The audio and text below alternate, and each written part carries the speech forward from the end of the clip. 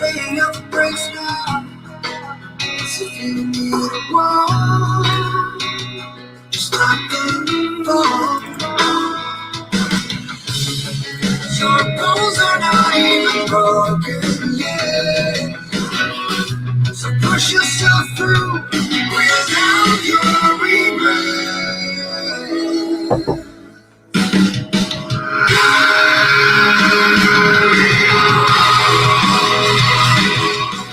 Even if you've been misled, tell your dreams again.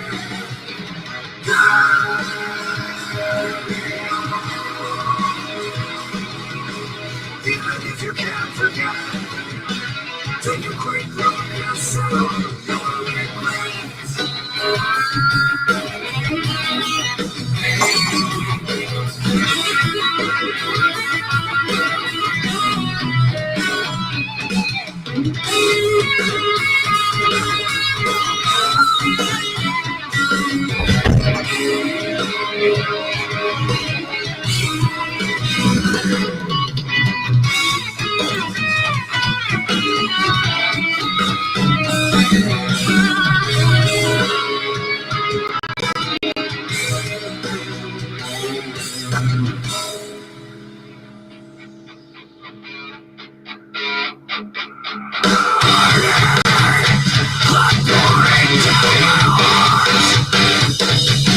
My mind is my cage.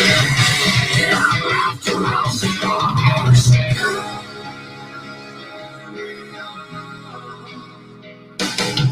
And even if you've been misled, tell your dreams again.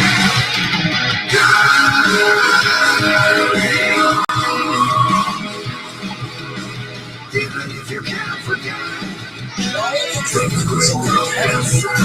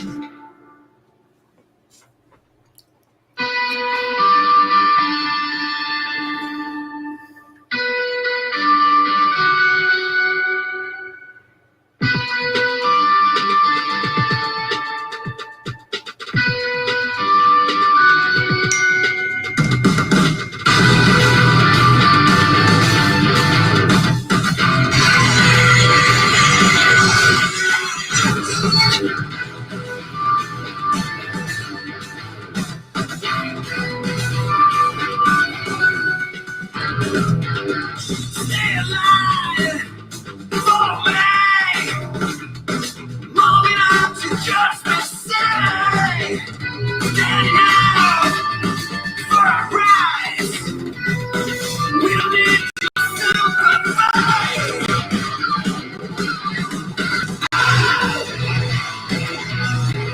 Let's go down. Something's wrong.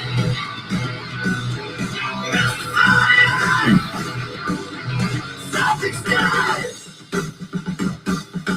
Stay alive. Do not move. Let it think you kind of win. We will rise every time. Every day you think they'll win.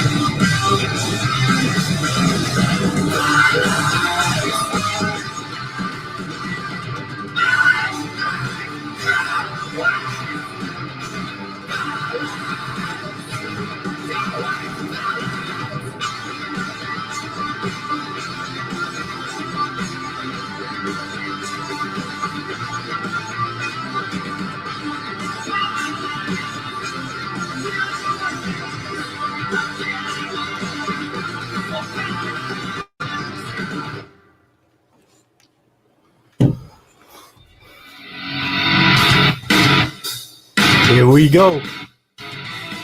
Dude, just listening to that gives me goosebumps.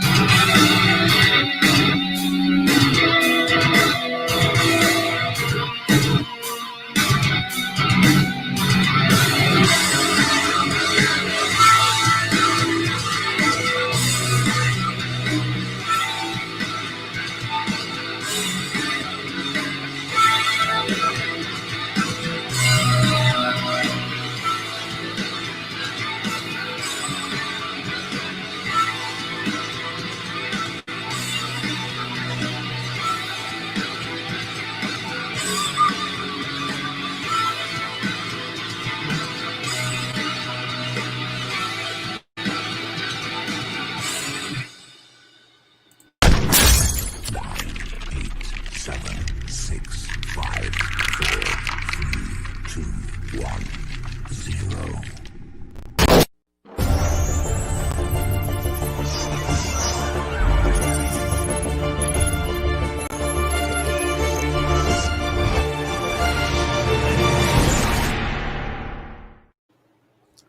What's up? What's up? What's up? Bright and early on a Thursday morning. Oh, it was a rough one last night. I got to give a shout out to Brian from the Everything X-Carve group. He also runs the Everything X-Carve YouTube page. Let me see if I can bring this up for you.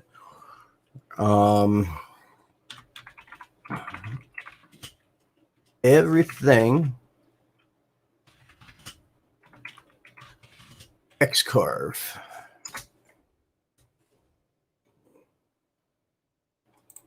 All right. All right, let's see here. How do I do this?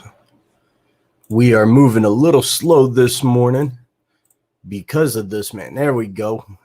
Look at that. All right, pull that over. There we go. Okay, so Brian from Everything X-Carve took time last night to walk me through how to get better movement on my YouTube page and everything. And man, with his help, we're already seeing a lot of movement. So I just wanted to show you guys his webpage or his YouTube channel. I want you to go ahead, go over, subscribe, hit the notification bell, and give him some love.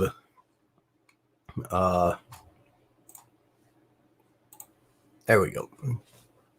So yeah, he had me up until like, I don't know, 1 a.m, sitting here trying to get my YouTube channel corrected and ready to go so that we can put out bigger, better content. And I'm super excited about that. Gonna change up the intro. I gotta find a good intro setup. Some royalty-free music and whatnot. And go ahead and do that. But I'm playing around with stuff right now. That way we can try and get this YouTube thing popping a little more.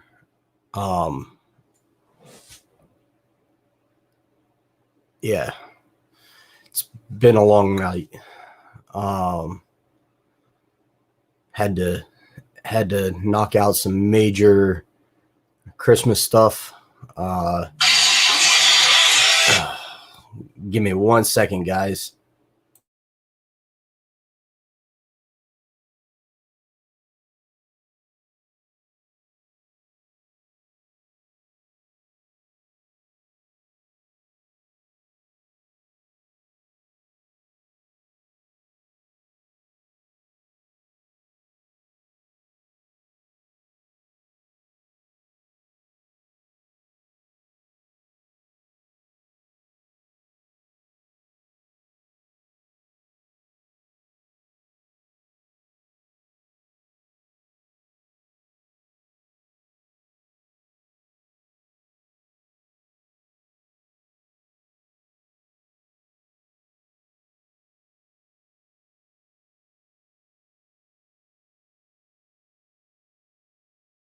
Okay, there we go.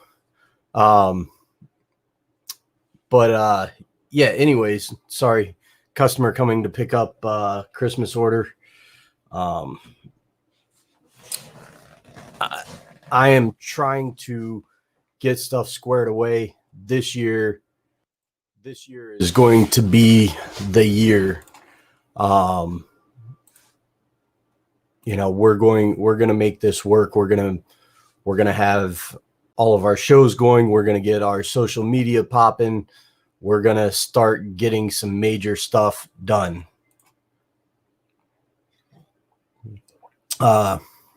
Today's blend, Death Wish coffee mug, Death Wish. I think it's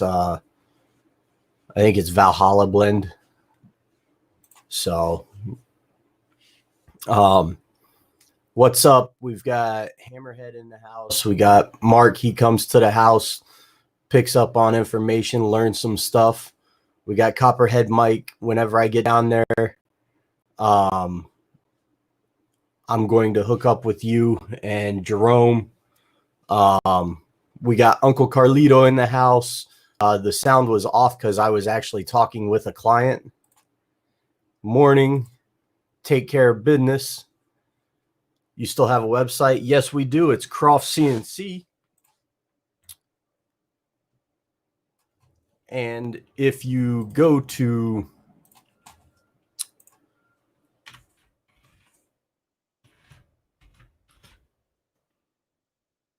let's see here. That's not going to work.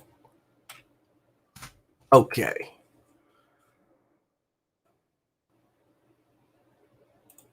Our internet is slow as hell this morning, Tim. I will get you up. There we go. All right. Share screen. You can order from here or you can message me on Facebook, Instagram, all that.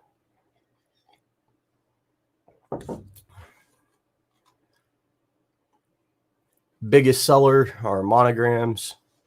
Got a lot of really good, cool stuff on here.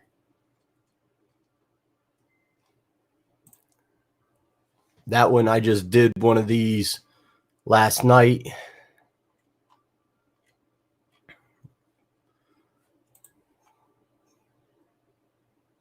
We got these ones. Tim, if you're thinking about ordering something, I will tell you, let's get that popping because it's coming close to time for shipping to be done. All right. So you let me know and I'll talk with you about it.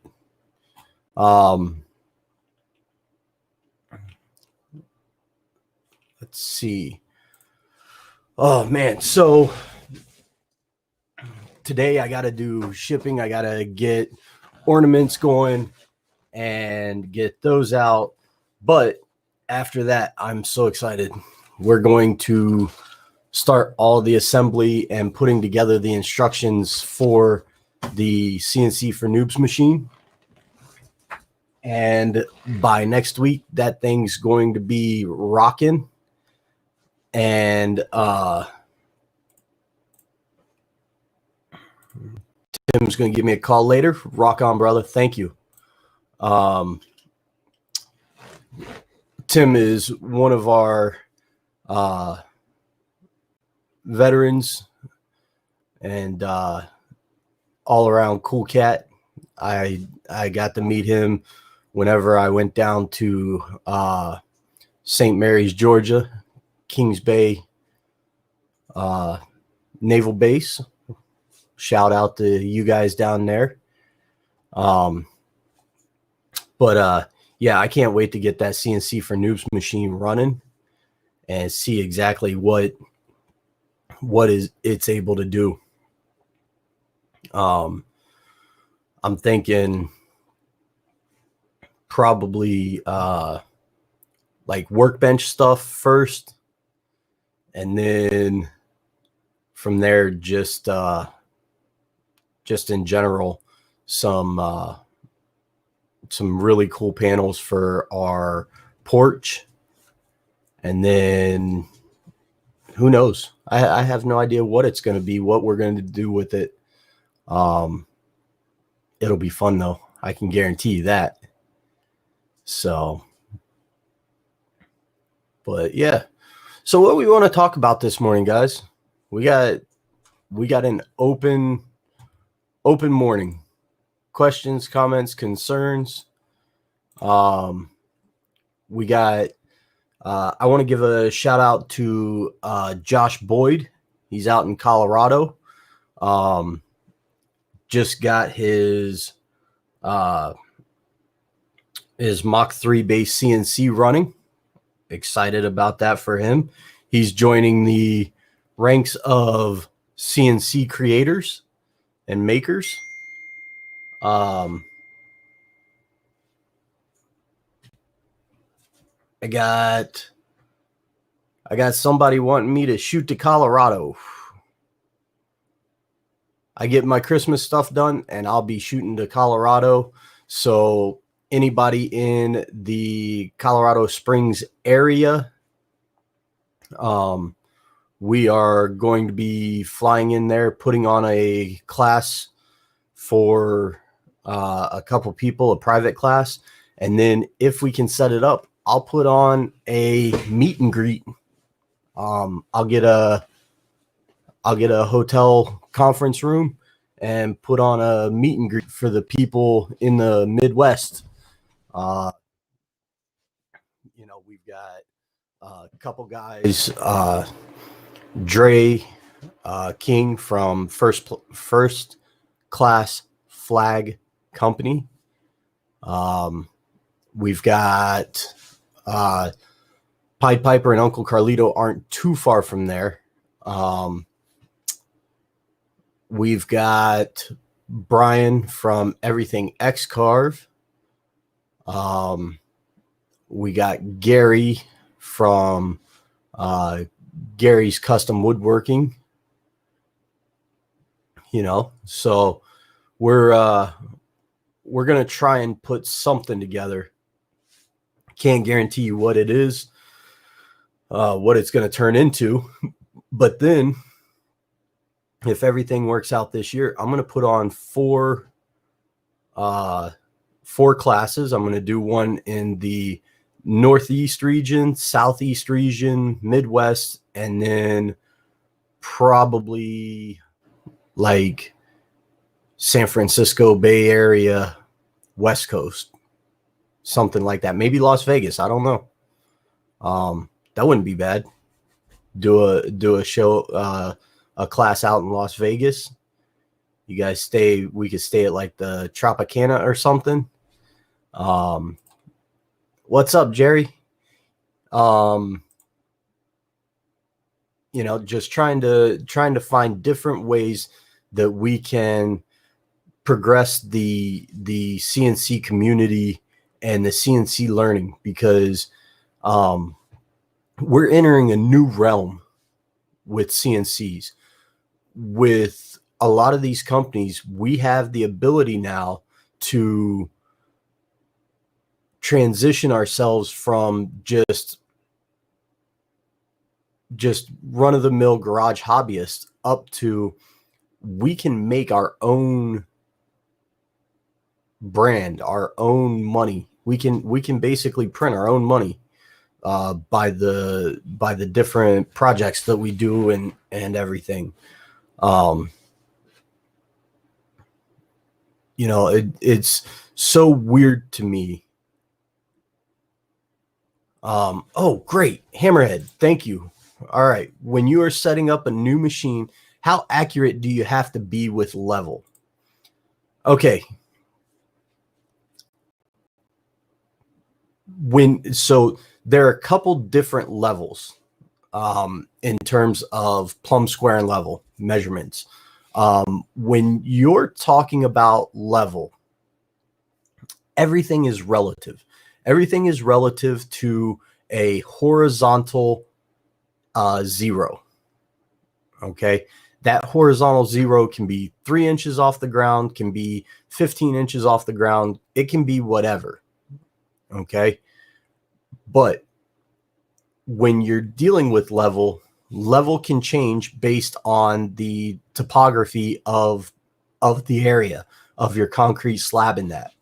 So me and Mark were actually talking about this in the garage. Mark made a really good observation as to they have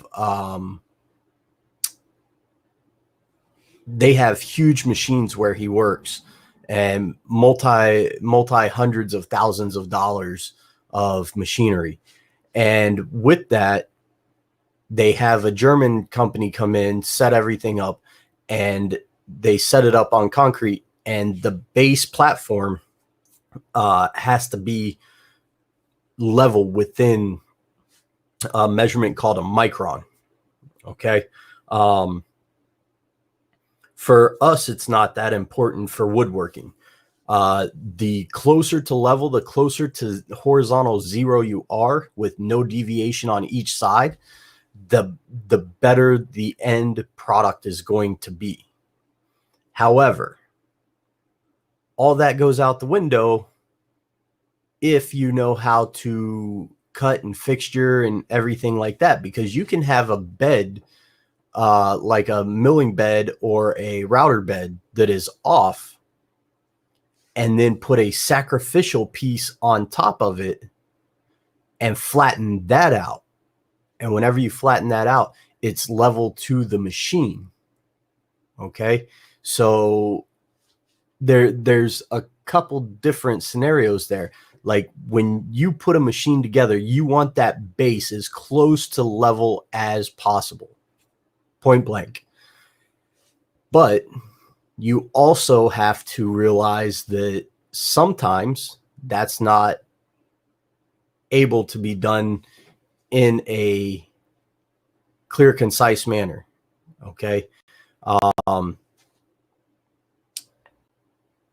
When you level a machine, you don't want to use compressible materials like cardboard, soft plastic, foam, stuff like that. You want to have a nice, tight, hard material like aluminum shim, brass shim, stuff like that. And you want to level it in as many places as possible. So for me, what I try and do is I try and level a machine at the corners and then fill the centers. And I start right in the middle, and then I separate into a section from the corner to the middle and find the middle of that. And on the other side, same thing. And then on the other side of the machine, repeat that process. It's a tedious process, but the more you concentrate on that now, the easier things will go, and the easier you'll be able to diagnose things later on. So when you're setting up a machine, how accurate do you have to be with level? How accurate do you want your machine to be? That's however accurate you want your machine to be. If you want to hold a 1,000th tolerance, then you're needing to have a flat floor with a level machine base. The machine itself has to be structurally sound, and so on and so forth. So it can really be difficult at times to find out what is the easiest way to level a machine. That's all there is to it. I mean, I can't really answer that with you have to be within 1,000ths. You have to be within a half a thousandths. It's as the tolerance is as tight as you want it to be. If you're machining steel and you're machining mechanical parts, if your tolerance is 1,000ths, then boy, you better be tightening that machine down. And it better be plumb level and square. All right. So, all right, next question. Come on, Mark, you being that way, I mean, you being in the machine area, you've got some awesome questions that we talked about in the garage and stuff. Throw those out there for the people. All right. Copperhead Mike.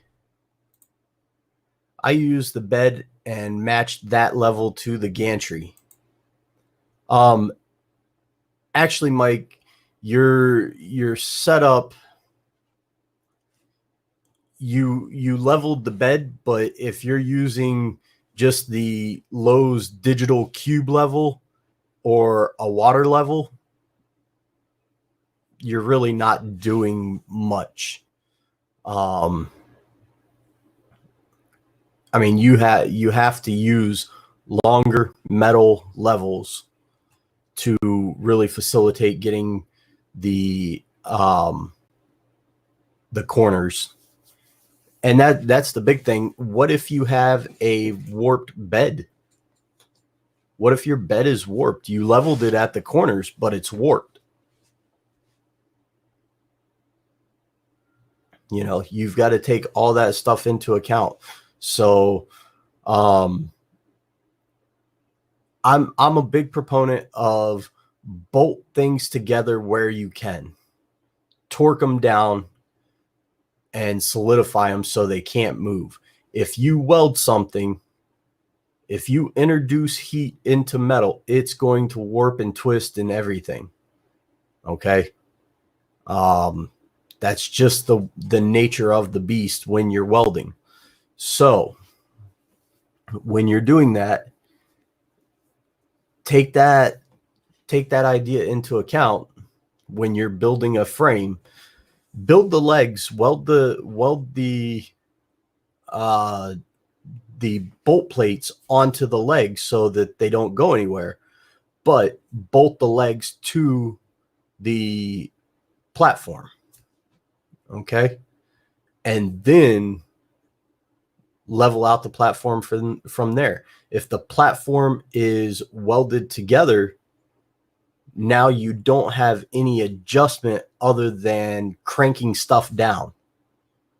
And when you crank stuff down, that's when bad things happen.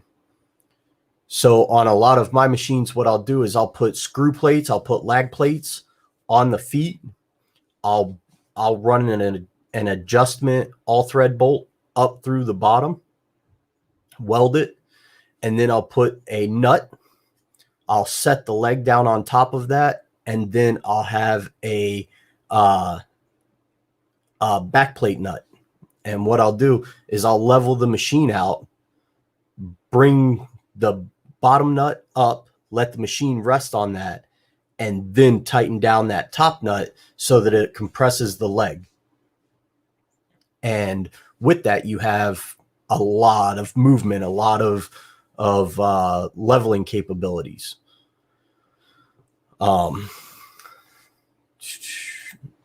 Copperhead Mike's chiming in.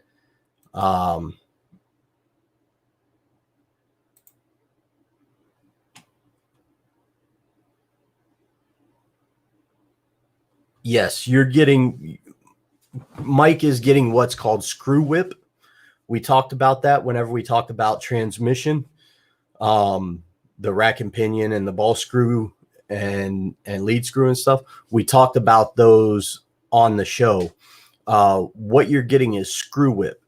That's the inertial force where the screw is turning so fast, but it's not weighted properly, and it's such a long span that as it turns, the inertial force wants to keep the center section moving in a bigger and bigger and bigger circle. Whenever it moves in that big circle like that, it introduces harmonic vibration. So basically what you need is a harmonic balancer, just like on the front of an engine. On CNCs, that's a little hard to do. Hence the reason why you want rack and pinion for long runs. I personally don't like anything with ball screws over 36 inches. I know companies build them at 4 feet. That's cool for them. I use between 5/8 and 1 1/4 rattan ball screws and ball nuts. I don't like going over 3 foot. That's my personal experience. That's my personal feel on building. Anything over 3 foot, rack and pinion all the way. And if you can afford it, like the CNC for Noobs has a great meshing system. We talked about that.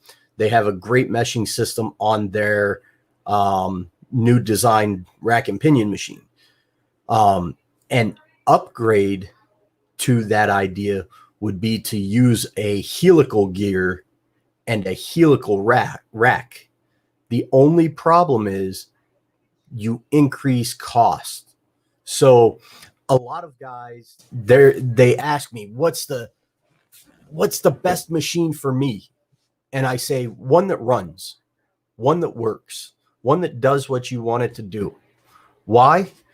Because that's a loaded question. I don't know what your budget is. If your budget is, unlimited, then I'm going to tell you to get an Alpha Cam, 6 foot by 12 foot automatic loader, 12 tool carousel loader, ER40, call it, or a BF40. I'm gonna have you get all kinds of custom tooling specific for that, and you're gonna end up spending $500,000 on it. Well, if you're a hobby guy and you have a 1-car garage that you're working out of, that's not going to work for you. That would be stupid to spend that much money and not have a place to put it and not have production to feed it. Right? So there are so many questions when it comes to this stuff. And it's really a question of what compromises are you willing to make? For me, the rack and pinions, my end all be all is a helical gear rack and pinion with a spring backlash, anti-backlash system. That's what I like. That's where I'm at. It's what it is. Just short of that, straight rack with a straight pinion gear and an anti-backlash system. Just as good. It'll have all the tolerance for what I need to do. Now, if I was building a like a Haas style large format mill, well, I'm probably going to look at another transfer system, a motion transfer system. Mike, still debating on the size of the next table. Your next table needs to be a 5x10. And I say 5x10 because that's a common cut size for large sheet, for large steel sheet. And you can buy it inexpensive and you can throw it right on your machine. You can nest it and be ready to go. That's how I look at it. So, you're doing plasma. You want to think of the most common size, easiest to get from your distributor, machine bed size. So your material size, typical easy run of the mill size is a 5x10 sheet. 4x8 sheet works, but it's usually sheared.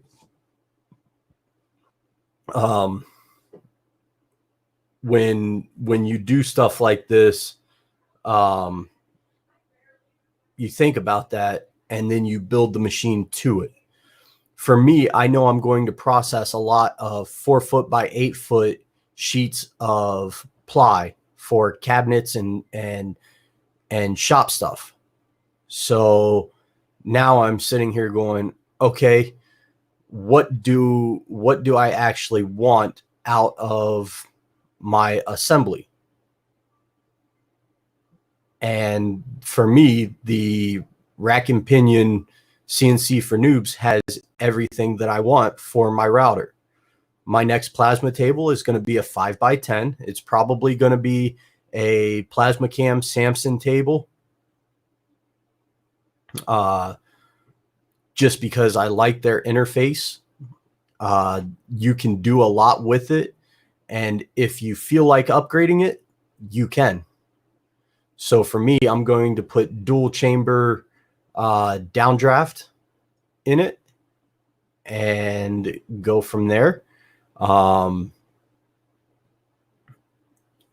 that's just how I'm going to do my next table. My next downdraft,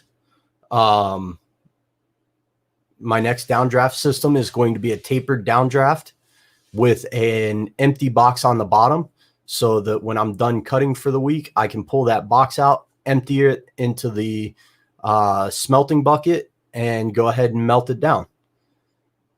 You know, as you do this, you start learning what upgrades you want to make. You know, when I built the machine, I had no idea of cut charges and sizes they offered. Mike, that's part of that's part of actually building and learning. That's market research. You've got to know all these aspects. And then when you don't have those aspects, you find them and you adapt. For me, I've got a 4x4 plasma table. I just tile everything. That's all I do. I tile it. If there's a question on any of it, I tile it. And if you're tiling it, then you're good. All right. Josh Boyd, giving a shout out to you, sir. I talked about you this morning. I'm happy you're up and running. We're going to get you all squared away.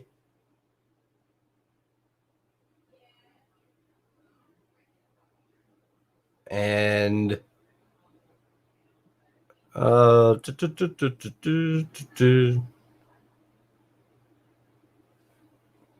getting some shout outs here. Somebody wants a custom fire pit, and they're throwing me out there. I appreciate that. Thank you. But yeah, that's all stuff that we as hobbyists are learning what the industrial guys already do and know. Remember, a lot of these guys go to school and they get introduced to these ideas and concepts. So when they start building a machine, they have a team that's already got the information for them. We need to cut this much material a day. We need to have it this size. We need this many pallets. We need this, this, and this. You know, and it's one thing after another where they're going with it.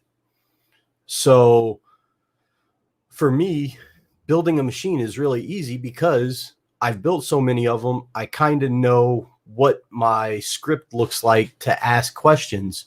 What size material are you cutting? What thickness? You know, how fast are you willing to cut? If you're willing, you want to cut 4-inch thick steel or stone, well, you're going to use a water jet, but it's probably going to take a week to cut it, and it's going to be very expensive. You know, if you want to just cut 16 gauge signs, then get an inexpensive sub $6,000 machine. You know, you want to cut large format signs, get a PlasmaCam or a StarLab. I have experience with those two. I don't have experience with like the JD Squared, the what's the other big one you've got Wright CNC, you've got Westcott CNC, you've got GoFab, you've got Fab America, you've got all these different machines. All of them, a lot of the machines nowadays are just a cookie cutter machine. Everybody's like, oh, I bought this machine from this guy and I changed this up, so now I'm going to build a machine and my machine's better. No, it's not. It's the same exact machine. You know, you're making a machine from somebody else's blueprints. It's what you're doing. I take other people's blueprints and build machines, and I build different machines with those blueprints. I do different applications. I have an application for a paint undersprayer. It's a 6-axis paint undersprayer, and basically it uses a few Arduinos and going from there. You know, it has some servos, some left to right sweeping servos that actually changes the paint sprayer head. The paint sprayers that were available for that, they didn't have a certain type of fan head that I needed, so I made it. And that's what I did. But at the end of the day, it started out as a 3-axis. It started out as a 3-axis XYZ machine. So, Jerry, oh, awesome, Jerry. Thank you for the question. What's the biggest mistake that a newbie often makes when getting started? Not doing market research. I have guys, hold on one second. Gary. Chris, good Hey. morning to you. You're on live. We're actually broadcasting right now. I'm doing my morning show. Oh, So, Gary, where do you live again? I'm living in Colorado, Alamosa, Colorado. And where is that in reference to the Springs? To Colorado Springs. It's something about for driving from Denver.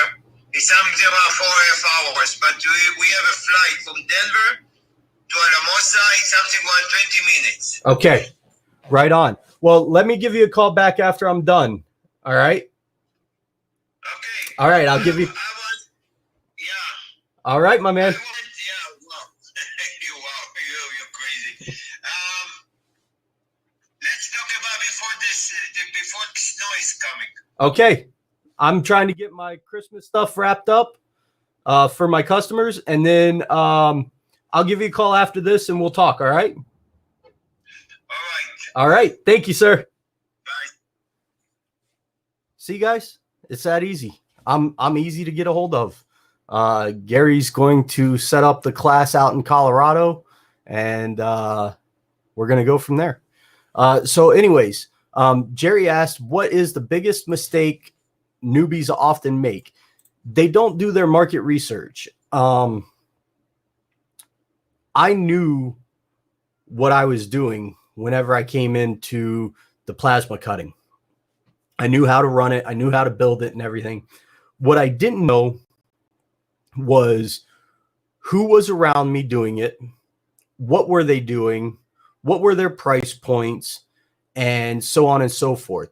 So as I set it up, one of the very first things I did was I kind of learned who was in the area. I chose a guy that I thought was a good mesh for personality. And I said, "Hey, how are you? I've heard about you."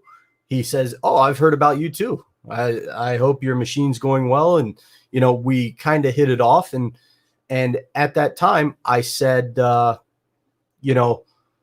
let's talk about some stuff. I want to make sure that I'm not cutting into your area so that you can still make money,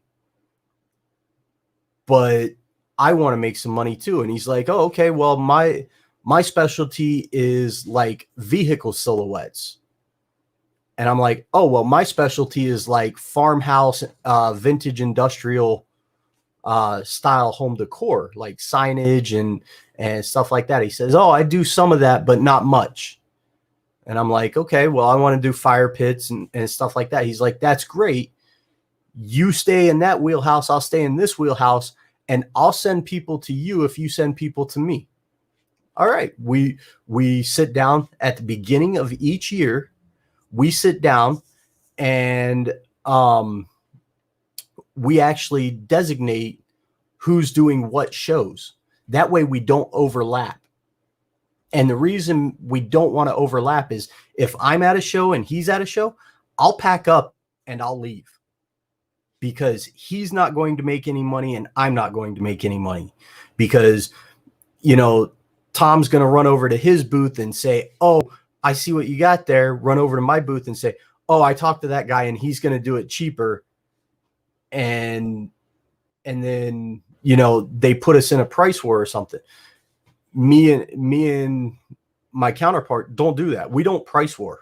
We're straight up like, oh, he gave you a price? Here, let me call and ask why. Oh, hey, oh, yeah, okay. Oh, dude, I'm going to be more expensive than him. Or I'm going to be cheaper, but you already started with him.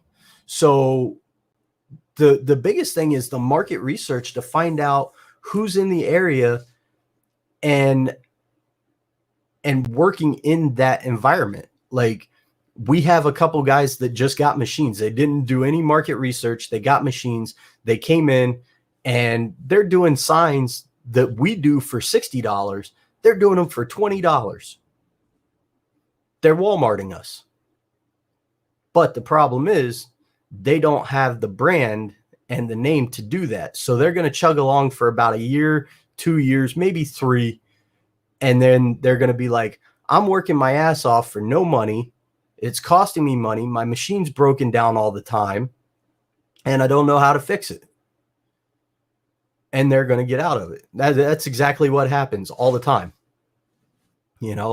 but we have it set up that way. Like, we worked within the confines of the two of us making money. It's nothing more than us making money. And if you don't like making money, don't be around me, because I don't want to be around you. Another one is a newbie always wants that biggest machine. And 9 out of 10 times, they don't need it. They just need to work. The machines, you'll figure out what you got to do for machines. Your usual entry stuff is not going to be, you're not going to need a 4 foot by 4 foot machine. You're going to need like a 2 foot by 2 foot. And there's thousands of dollars difference between them. Jerry, I hope that answered your question.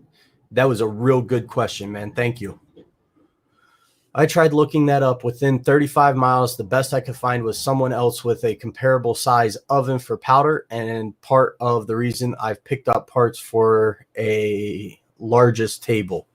So Mike, there's, if you search like in 100-mile radius of you on Facebook, metalworking, just put metalworking in the search, refine your search to 100-mile radius. And it's going to bring up sheet metal shops, metal cutting shops, body shops, anything that's listed as a metal worker. Okay. You go through that and see what signage people are in your area. If you're doing CNC routering or you're doing lasering, look up laser cutting, 100-mile radius, see who's there, write down their names, go to their Facebook profiles, go to Yelp, go to the yellow pages, and look that stuff up and then see what all they're doing. Because I'll tell you right now, like there's probably 30 plus guys doing laser wood cutting in your area.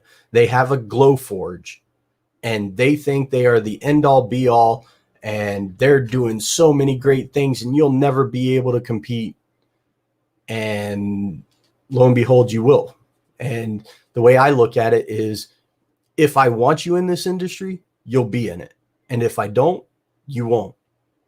Because I'll just pair up with people and I'll Walmart the shit out of your prices. I'll drive those prices down so low because I buy metal in bulk. I get Class C, I get Schedule C pricing.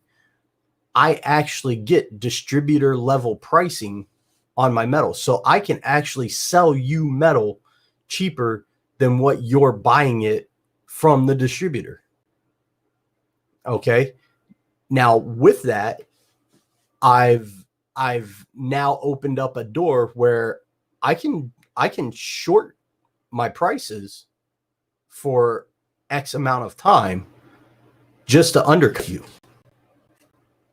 Okay. It's a dick thing to do, but I can do it. On top of that, I know how hard to push my machine and I know how to fix my machine when it breaks. So now I'm just going to outwork you. If you're willing to do 24 hours, I'm willing to do 36. Then it's just a matter of whose machine's going to last before it breaks and you have to replace it. Well, mine might break, but I'm going to be able to have it up and running because I keep spare parts on hand for pretty much all the parts. Like I have enough standalone parts that I can build multiple machines. On top of that, you buy a 4x4 machine and you're stuck with 4x4 because you don't know how to expand it and how to set up your software and everything like that. Whereas I just go, oh, it's a big Lego set, slide everything together, and now I have a 6x12 machine, and I use VCarve to draw the parts and generate my G code. And I use Mach 3 to run a custom sized machine. I use SheetCam as a post processor and I go from there. And that's what I do. So there are so many ways around what we're able to do with this stuff that if you actually pair up with people, you're going to be better off because now everybody's making money. Nobody's trying to undercut and slice each other's throats, and stuff like that. And then when a new guy comes in, now you have leverage. It's old mob mentality. Look, you're not going to do this. And if you do this, you're going to pay the price. There's this group of people, and we're going to go to every show that you go to. We're going to set up a booth and we're going to undercut you until you can't make any money and you fold, or you're going to get in line and you're going to do what you're supposed to do and you're going to like it. That's what it is. Like it sounds mean and it sounds bad, but that's life. Like you're going to fall in line or you're not going to do it, and at the end of the day, it's just a battle of wills. Whose will is stronger? How many times can you get hit and get back up before the other person just runs out of steam? Well, I'll do it by any means necessary to win. If I have to come over and cut the power to your power line so you can't run for the rest of the year, I got no problems. Hypothetically, everything is hypothetical. All right, people, we're joking here, but it's one of those things, like what length are you willing to go? You guys have seen my live videos where I'll go 36, 48 hours with no sleep, no rest in sight, and just go. Is it smart? Not at all. Look at me now. I'm sitting here, I'm having surgeries every month, I'm passing out all the time, my heart's going to fail me, you know. Would I do it again? Absolutely. Absolutely. Because look at the name that I've made for myself, and people are hesitant to go against me because they know if they go against me, you'll win this one, but I'll make it my mission to put you out of business. And when I make it my mission to put you out of business, I'm going to network. I'm going to use my vast network, and I'm basically just going to cave your world in around you. One show at a time, one person at a time. You know, I don't want to do that. I want to expand the industry in a positive manner. So now I'm trying to tell people, look, you guys pair up. If Mike, if you like doing fire pits, do fire pits. I will send people your way. All right. Or I'll say, hey, I'll make 5 fire pits a year. I'll make 5 of them. Everything else is my personal friends coming to me and stuff like that. Okay. Everything else customer wise, I'll send them to you. I'll do the entry gates. There's a smaller number of those, but there's a large profit in those. So I'll do entry gates. You do fire pits, I'll do entry gates. Okay. You know, you got Mike has a contractor buddy that has an apartment build, and they need private parking roller gates. I'm there. He's going to call me up. Hey, I got this job. Do you want to bid it, or do you want me to bid it? Do you want to do it, or do you want me to do it? Like, and we talk it through.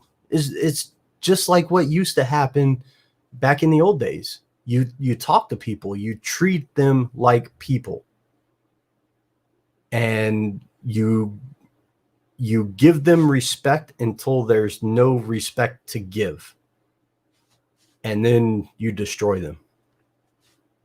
It's pretty cutthroat, simple.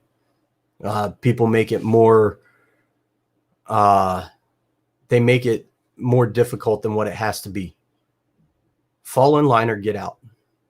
And if you get out, you're out.